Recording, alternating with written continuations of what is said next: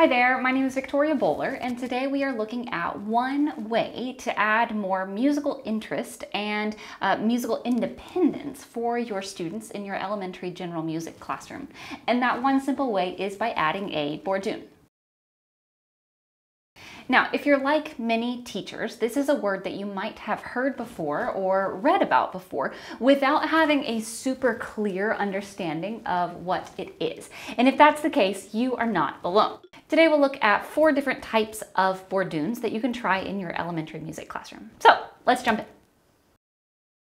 A Bordun is normally an open fifth and normally scale degrees 1 and 5.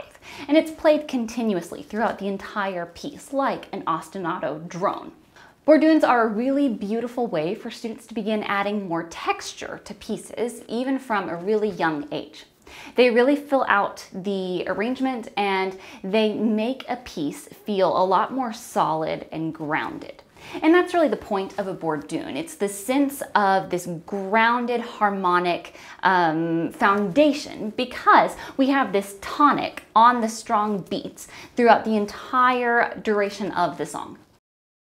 There are several different types of Borduns that we can interact with in our classrooms depending on our musical goals and our students' musical development. The 3 big categories of Borduns are simple, single moving, and double moving. Of these, the most commonly used category is simple. So that's what we're going to focus on today in this video. Simple in this case just means that students are always playing scale degrees 1 and 5. So within the context of a simple Bordun, let's talk about the 4 types of Borduns that you might consider using in your elementary general music classroom. One of the most basic types of Borduns is the Chord Bordun, and that's where scale degrees 1 and 5 are played together at the same time. This is the lowest barrier to entry to students who are beginning harmonic work, so this is often the one that we use first.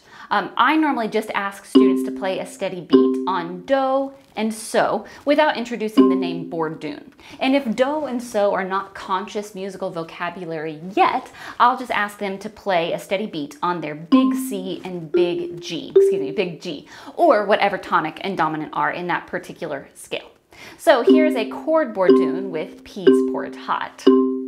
Peas porridge hot, peas porridge cold, peas porridge in the pot, 9 days old. The next is a broken Bordun. This is where we're still playing 1 and 5, but now we're going to alternate hands.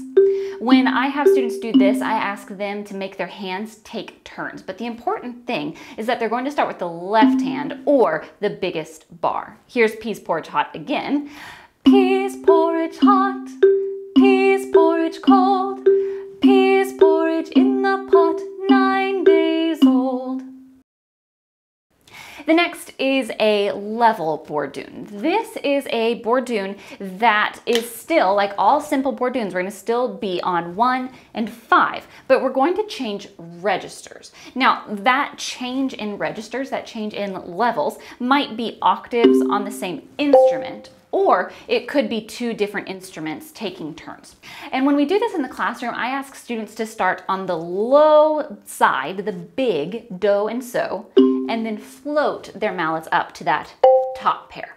This is peas porridge hot with a level Bordun. Peas porridge hot, peas porridge cold, peas porridge in the pot, 9 days old.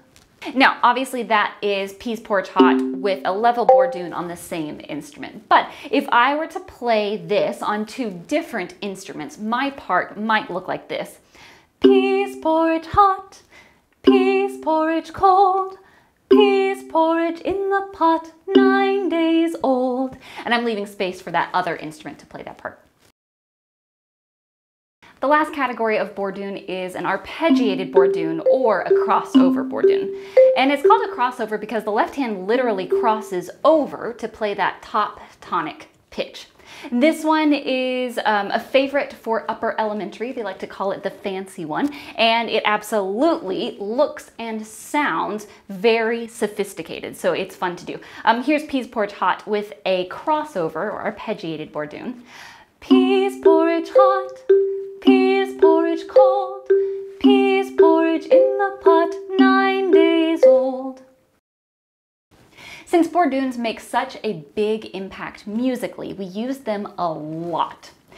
When you're using them, here are some things to keep in mind as you decide when and how to use a Bordun. First, harmonically, it's convenient to use a Bordun with pentatonic melodies or melodies that are modal. And this is because, remember, the Bordun doesn't change with the harmonic outline of a piece like it would if we were using chords in functional harmony. Remember that with these types of Borduns, we are always on scale degrees 1 and 5. So the melody needs to be something that can really rest on that tonic pitch without wanting to be pulled in a bunch of different directions. Here is an example with the song 1, 2, 3, 4, 5. Because of this melody, we are going to want to pull away from just tonic and to the dominant chord. Here's what I mean. If we're in the key of F, the song might sound like 1, 2, 3, 4, 5. Once I caught a fish alive. 6, 7, 8, 9, 10. Then I let him go again. This is what it would sound like if we did not use chords in functional harmony. If we just used a Bordun, it would sound like this. 1, 2, 3, 4, 5. Once I caught a fish alive. 6, 7, 8, 9, 10. Then I let it go again. Right, so you hear that the melody wants to pull to a different chord.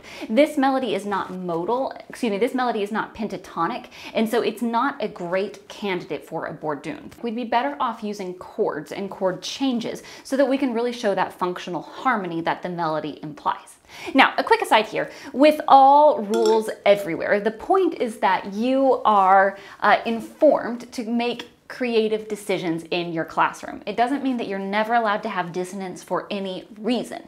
It does mean, though, that you can make an informed musical choice based on an informed musical opinion.